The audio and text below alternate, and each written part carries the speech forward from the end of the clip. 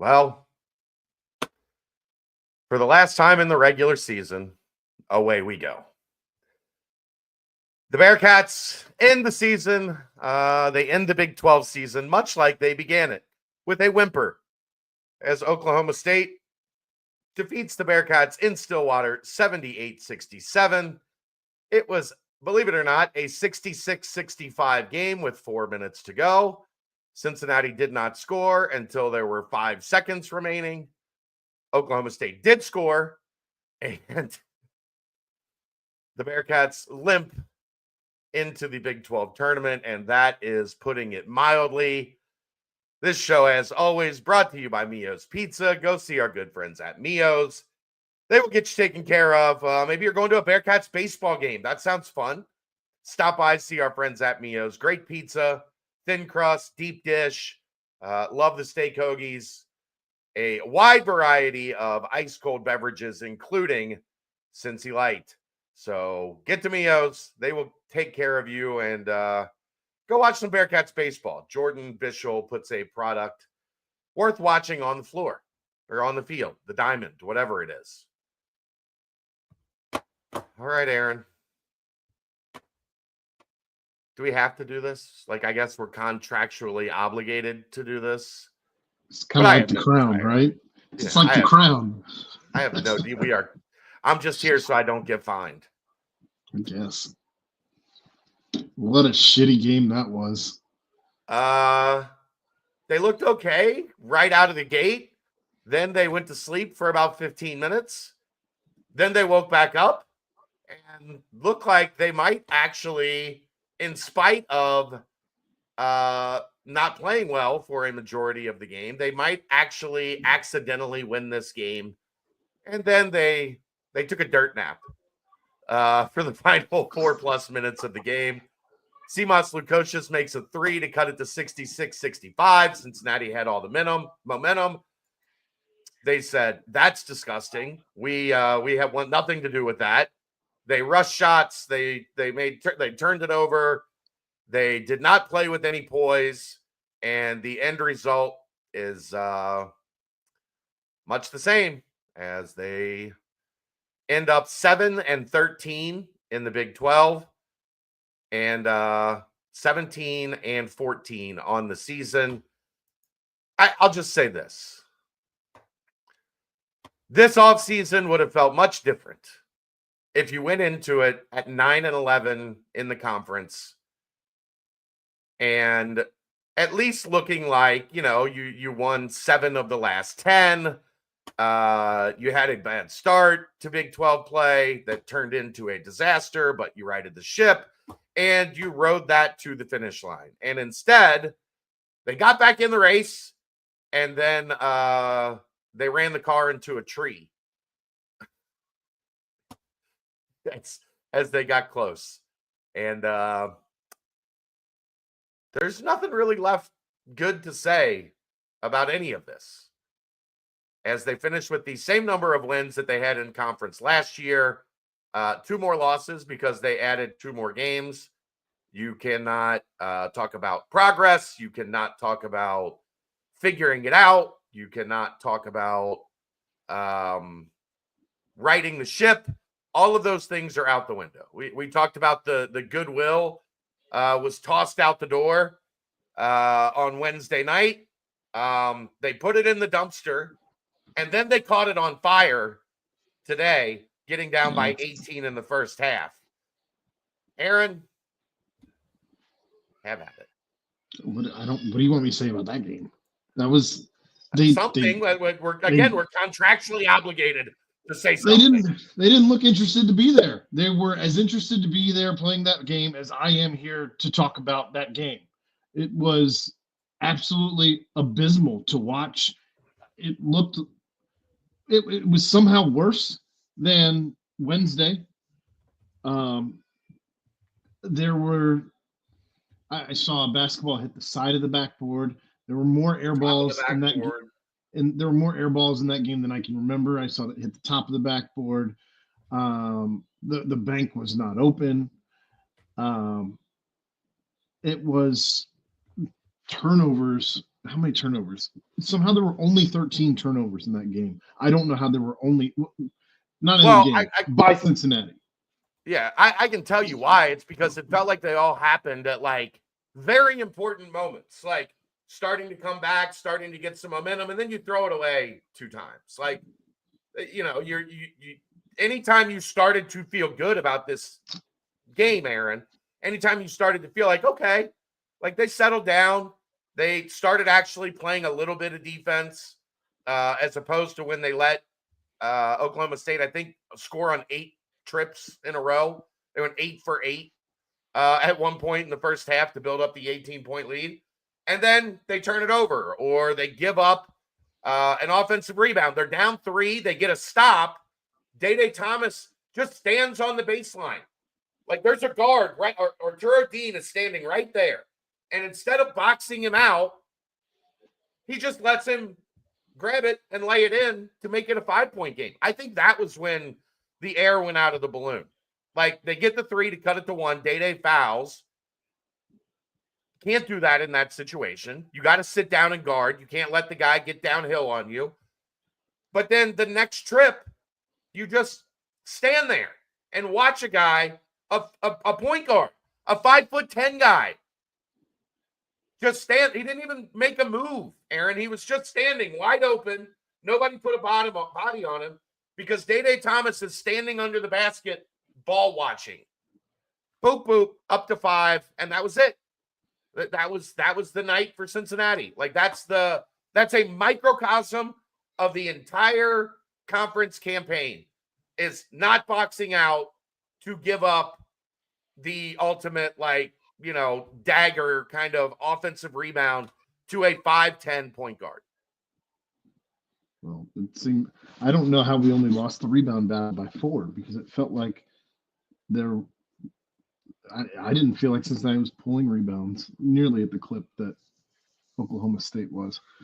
I don't know. It was a sloppy game. I don't know. If I'm Wes Miller, I don't know that I would have said anything at halftime. I think I would have just gone and sat down and pulled my phone out and just not even looked at them. Gone AAU coach Aaron and put the ear pod in and just start making calls. Put the hood up and just just start making phone calls.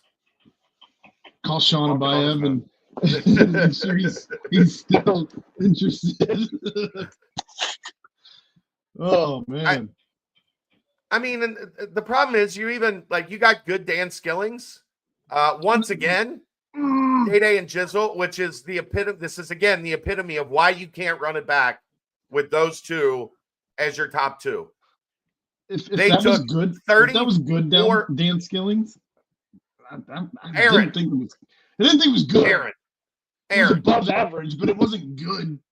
In comparison to what we have seen from Dan Skillings, that was All-American Dan Skillings. Lipstick on a pig. He scored 15. He hasn't scored 15 in 3 games combined over any stretch since the 4th Big 12 game, I don't think. But my point being, Day and Jizzle combined for 29 points, but to do it, they go 11 for 34. 29 points on 34 shots. Day doesn't take a free throw. Jizzle takes 4, but Aaron, 2 of those were turnover or technical foul free throws, and he missed 1. So he only took 2 in the flow of the game. Again, they aren't free throws for Cincinnati. They're just throws. Yeah, they're just throws. Those 2 go 4 of 15 from 3. I don't know.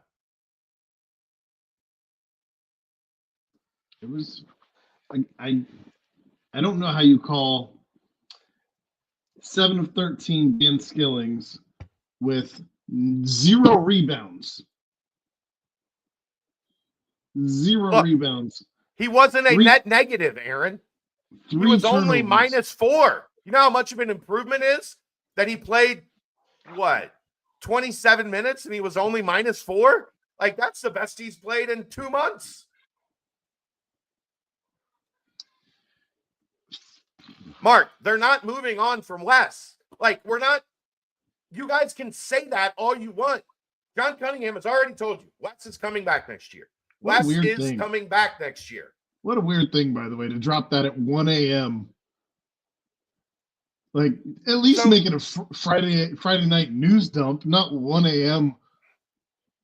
It was weird. Well, that's on the Inquirer. I think they talked Thursday, and then the Inquirer released it at 1 a.m. Which I don't think that's on John. I don't think he has anything to do with the Inquirer's publishing schedule. I think you probably can dictate when you're going to release that information, but no, you can't. You can't tell the Inquirer. You can't tell the press when to release an interview. It's not like it's breaking news. It's an interview. It's not like they finished it up at 1 a.m. either. The whole thing was weird. Anyway. I have no idea when they finished it up, Aaron. Anyhow, take the tinfoil hat off. UC didn't have anything to do with that. It was weird. The whole thing was weird. I said that yesterday. Yeah. It doesn't make any sense. Just shut up. Like, you don't have to say anything. Just don't say anything. Nope. Like, the man is under contract. You obviously intend on going into next year with him as your head coach. You don't have to say a word. And if you do it when the season's over. You know why you don't do it yesterday? Because today might happen. And then everybody's going to be even more pissed off that you said yesterday that the head coach is coming back.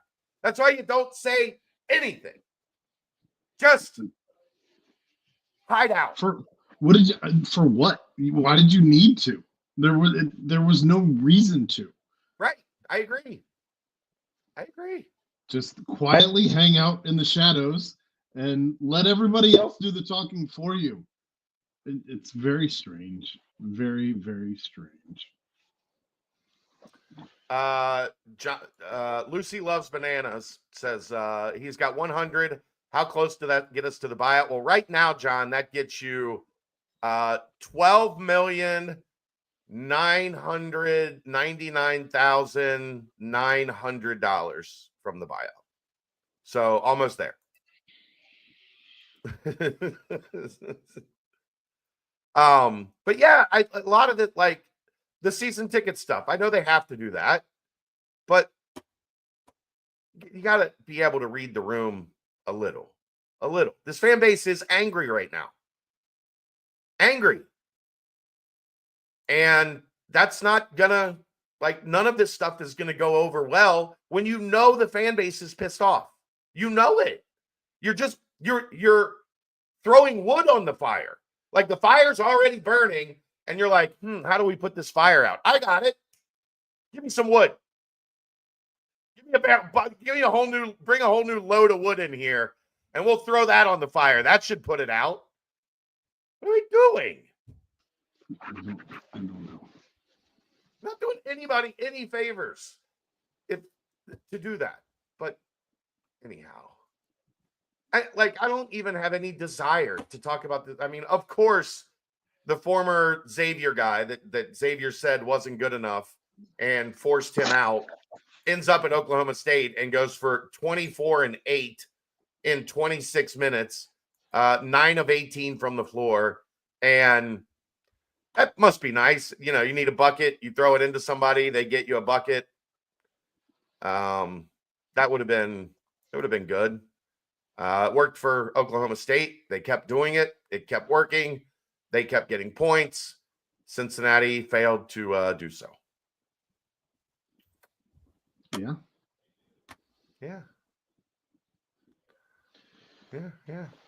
Aziz got handled by him all day. Yeah, I mean,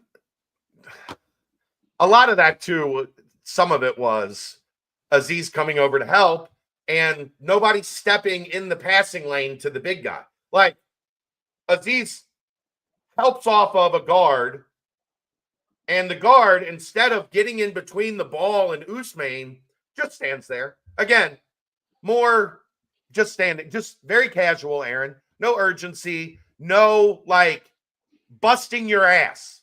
Okay, Aziz covered the roll or covered the ball, is gonna contest the shot. I need to get in between the guy Aziz left and the basketball. So they can't just, easy dump off for a layup. I think that happened 3 times. I wasn't mad at Aziz's. I wasn't mad at Aziz's effort. I know, but I'm saying they screwed him. He got screwed multiple times today, whatever the hell it is. I'd be mad as hell if I was him. I'd be cussing out my guards because you're making me look terrible because my guy keeps scoring because you guys won't do a very simple defensive rotation. One time it was Jizzle. So Day-Day's guarding the ball. Aziz steps over to help. Jizzle is standing 2 feet from Abu Usman and doesn't get in between him and the ball and just watches as they throw a wraparound pass for a layup. What are we like? That's hustle. That's effort. That's toughness. We always talk about toughness isn't trying to get in a fight. Toughness is digging down and getting in that passing lane so they don't get a layup because Aziz had to help because your guard got beat. And instead, you just stand and watch. Boom, boom, layup, easy. Like, that's effort. That's giving a shit. And there hasn't been enough give a shit for way, way too many portions of this season. Yeah, I mean, you can say that Aziz should be mad about that game, but I don't know. Looking back on that game, watching the game on tape, how do you not laugh at just the Tom and Jerry bullshit that you saw happening throughout that game? It was a comedy of sorts, a tragic comedy. You get the ball out of bounds. What were they down 7 at that point? It's either 5 or 7. You get the ball out of bounds on the review. So you've got a bunch of time on the clock. They inbound it, and Day-Day takes a sideways fadeaway 3 as soon as they inbound it. That's the shot. That's with the game on the line. Forget the season. The season was done Wednesday night. But with the game on the line, that's the look that you settle for. Like, that's just bad basketball IQ. That's like, if they drew that up, they certainly didn't tell Day-Day, hey, no matter what, get this shot off. Like, if you're open, take the shot. If you're set, like, you can pull up in good rhythm and take the shot, sure. But not and heaving it towards the rim. That was Jizzle? Yeah, I think it was Jizzle. I was watching the game. Whatever. Either one. It doesn't matter. One of the guys I was watching the game with said, because I'm in Cincinnati, and one of the guys I was watching the game with said, was there no time left on the shot clock? I said, nope, he just chucked it. That's what happened on that one. He just chucked it. Yeah. I mean, 3 seconds off. They took 3 seconds off the shot clock. I think 51 to 43. So 8 seconds from the steal that Thomas got. Then the ball gets blocked out of bounds. They inbound it with 1:46 remaining, down 5. Still doable. Still very much doable. 1:46, down 5. You've got the ball. Even a 2 right there. Cuts it to 3. It's a 1-possession game. And, and then Jizzle takes just a ridiculous 3. Then they draw it up. Seamus gets a wide open one, and he misses to cut it to 4. And at that point, it was dead.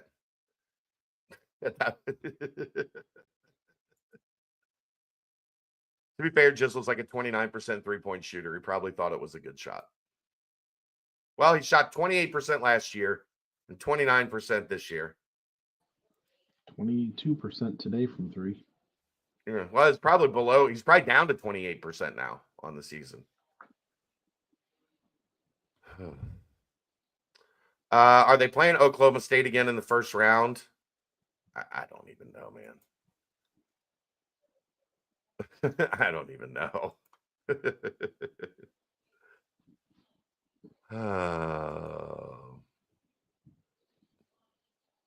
So they are right now, they are 13th. If they stay at 13th, they play Oklahoma State again.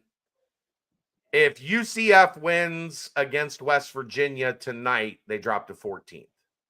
If they're 14th, they play Utah. So, yeah.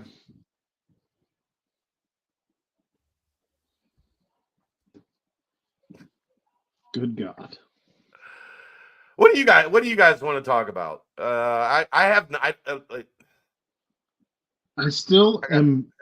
I'm every day I'm more and more perplexed with how just because you're contractually obligated, you field a team to go to Vegas to play in this crown tournament.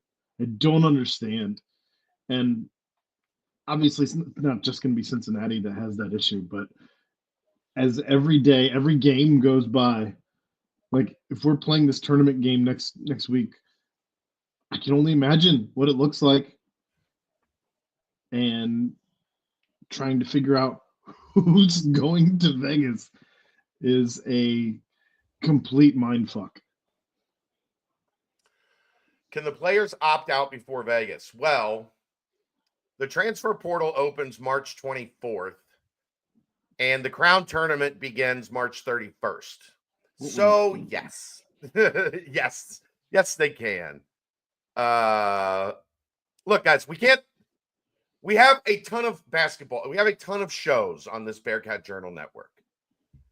Those shows will be used to talk about what's next. This is a post-game show.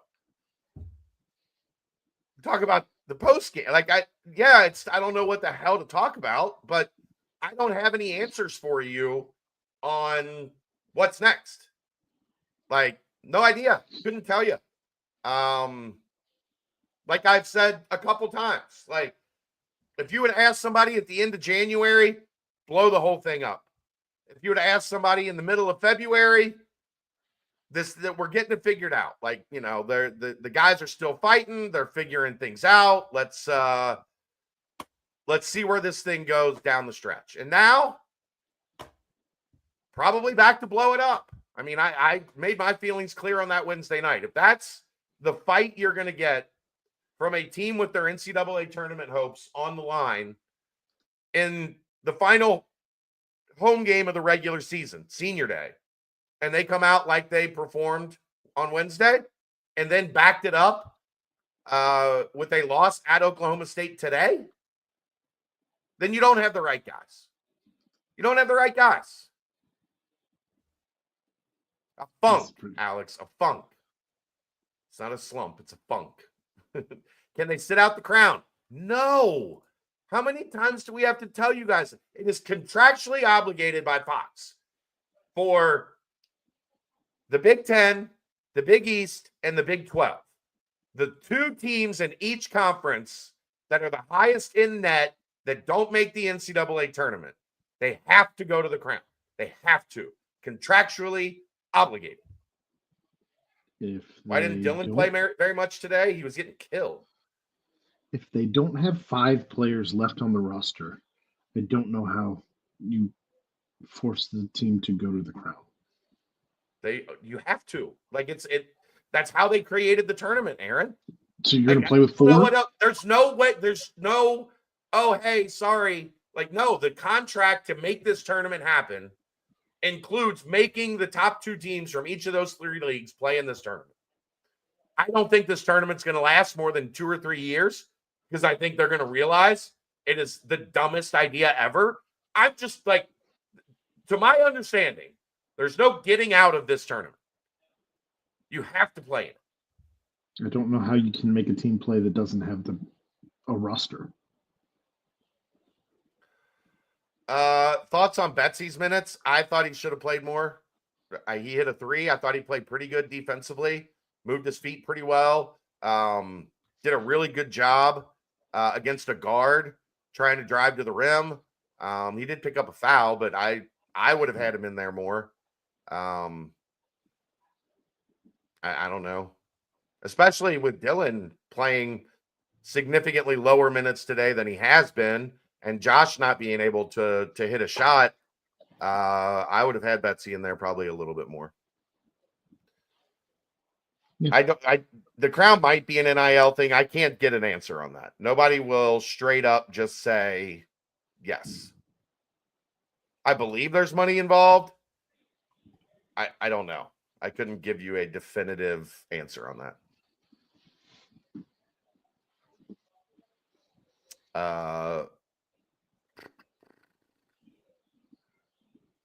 Yeah, Aaron, if you want, just go ahead and start going over the. If this is the shortest show in the history of the Aftermath, I don't like they didn't show up. Why should we? I genuinely don't know what to talk about. I'm at a loss of what to talk about. Yeah, so just start going over player stats. Play JJ Rimbert, you would burn his red shirt, and if you played him in the crown, that would be unfair to JJ Rimbert, who has sat out all season. All right, Jizzle James, 17 points, 6 of 21 from the field, 2 of 9 from 3, 3 of 4 from the line, 1 offensive, 3 defensive, giving him 4 rebounds total, 2 assists, 4 fouls, 3 turnovers, 2 blocks, a steal, 35 minutes played, a plus minus of 0. And think about this, Aaron. First half, 5 of 10, 15 points. 2 of 5 from 3, 3 of 4 from the free throw line. Second half box, 1 of 11, 0 of 4 from 3, 2 points. You want to know why Cincinnati lost? There you go. It's terrible. Jizzle did nothing in the second half and took 11 shots while scoring 2 points. And their offense was trash. Dan Skillings, 15 points, 7 of 13 from the field, 1 of 4 from 3, 4 assists, 2 fouls, 3 turnovers, 1 block, 2 steals, 27 minutes played, minus 4. He wasn't good, but we have seen him play much, much, much, much worse. So at least he wasn't a massive negative on the floor today. He was the one guy that could get to the rim and finish. Like nobody else had the type of success that he did. So, yeah. A lot of backdoor cuts by him today.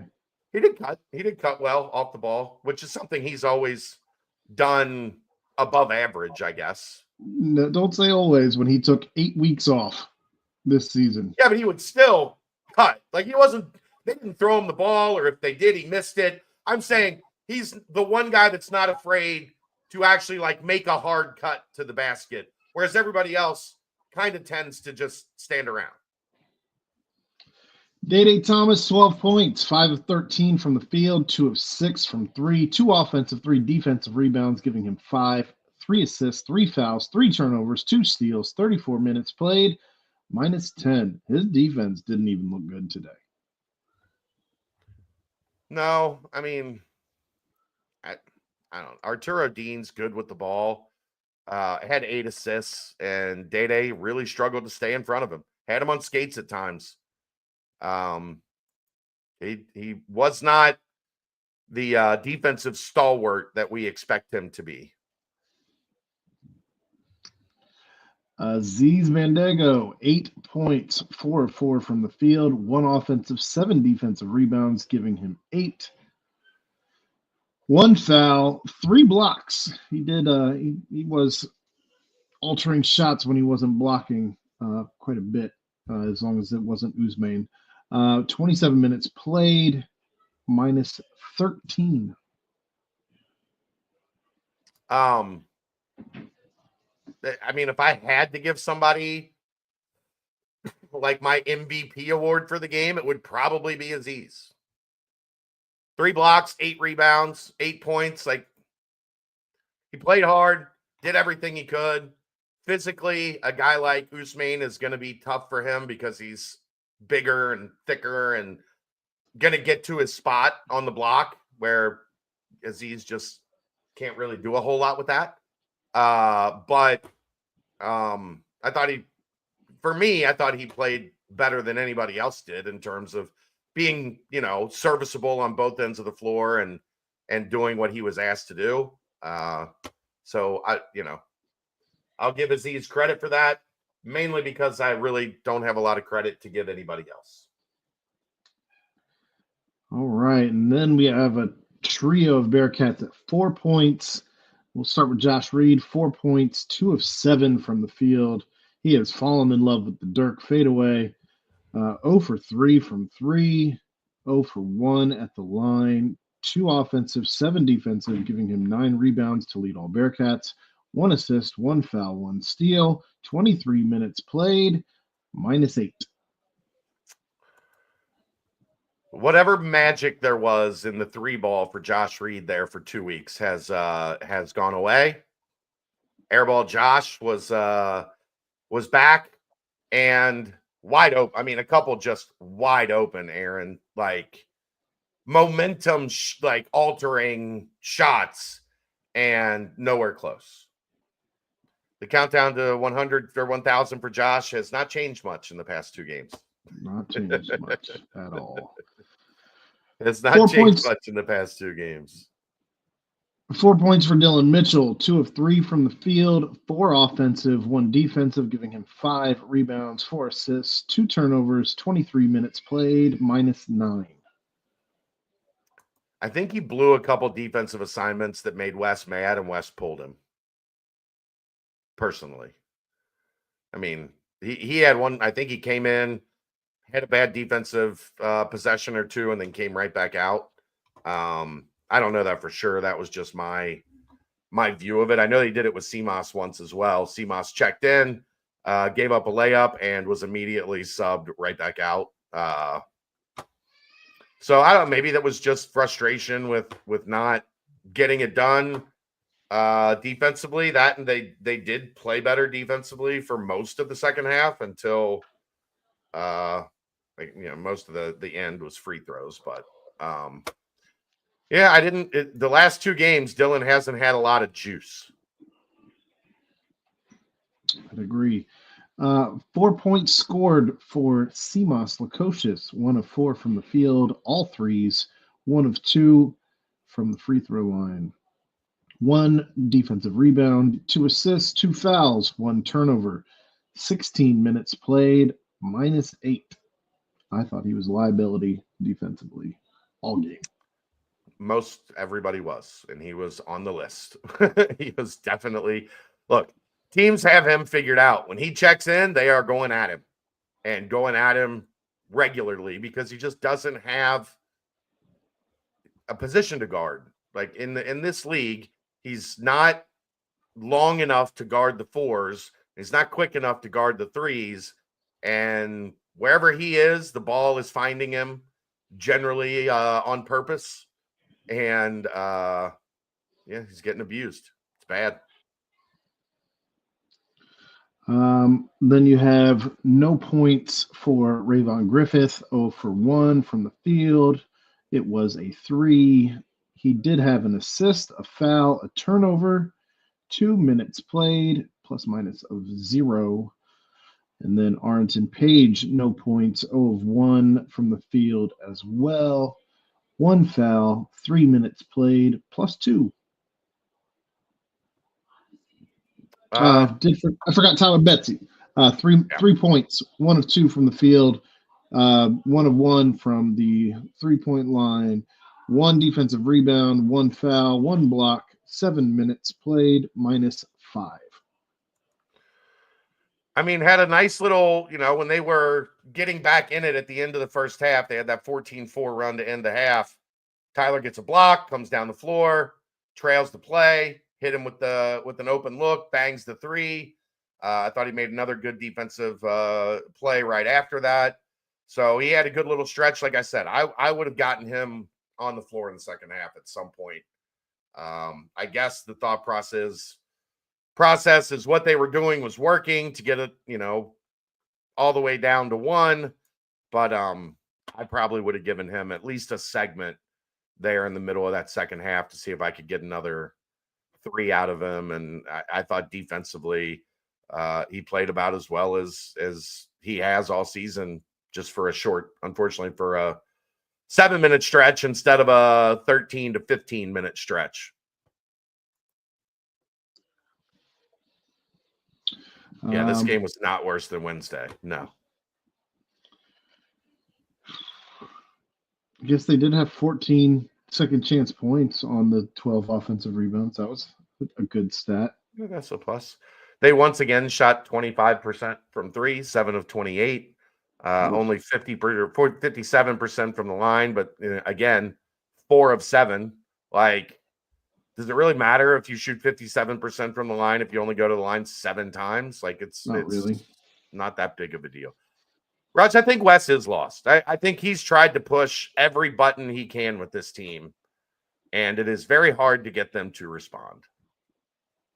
I don't know if it's personality. I don't know if it's roster construction. I don't know if it's not having somebody internally that is going to pin somebody up against the locker and say, get your shit together. I'm playing too hard for you not to be.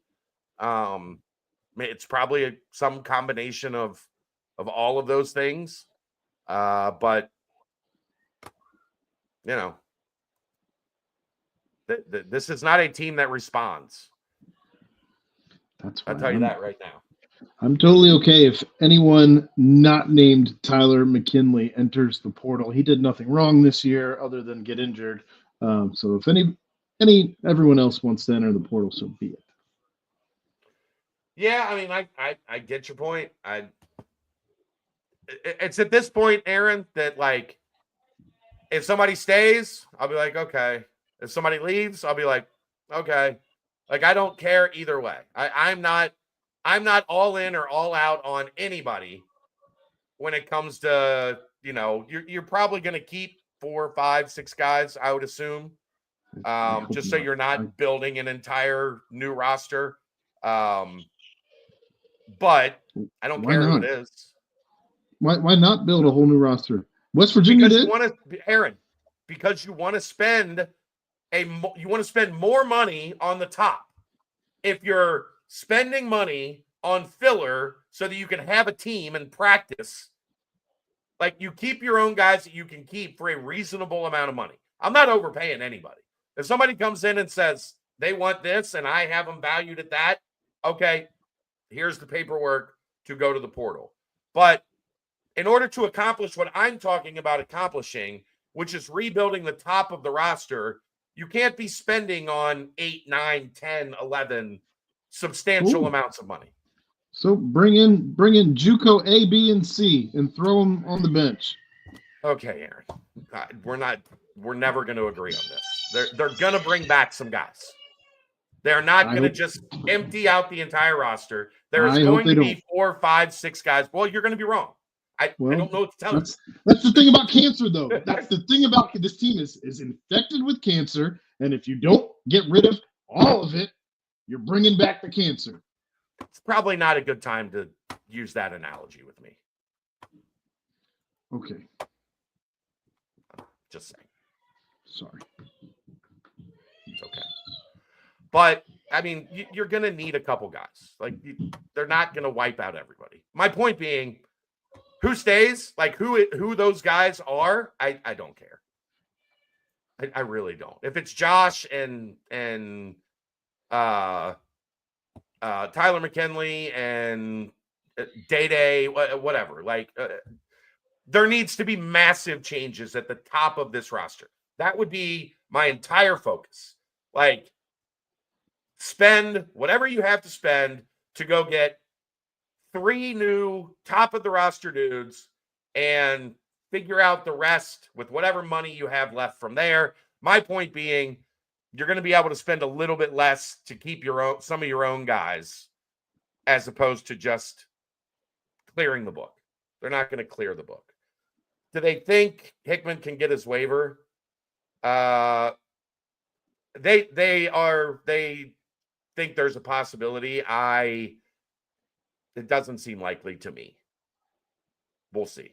I mean, I'm not going out over my skis to say there's no way, but they willingly played him in like 4 games over the limit even though it was a misdiagnosis of what was going on with his foot, I think the NCAA is going to say, hey, 4 games over, even though it was only like 30 minutes, playing 4 games after he was past the deadline of games. So, yeah.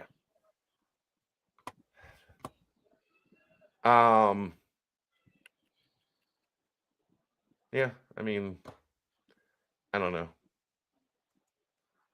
Tyler should stay. Like a lot of it, Natty Ron, it's probably like it's what I just said to Aaron. It's going to come down to how much do you want? And if that number is significant, the answer is probably going to be no.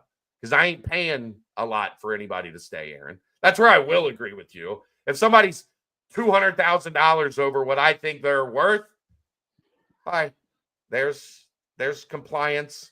Here's a pen.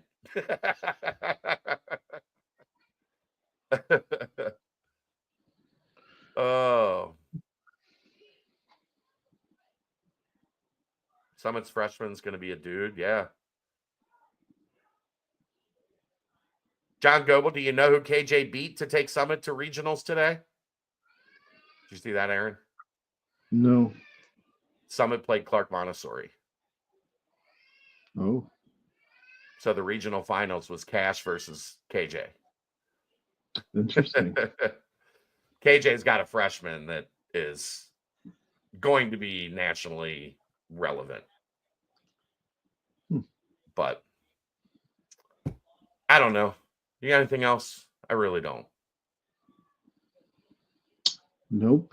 It was a struggle to find 42 minutes to talk about that game. Yeah.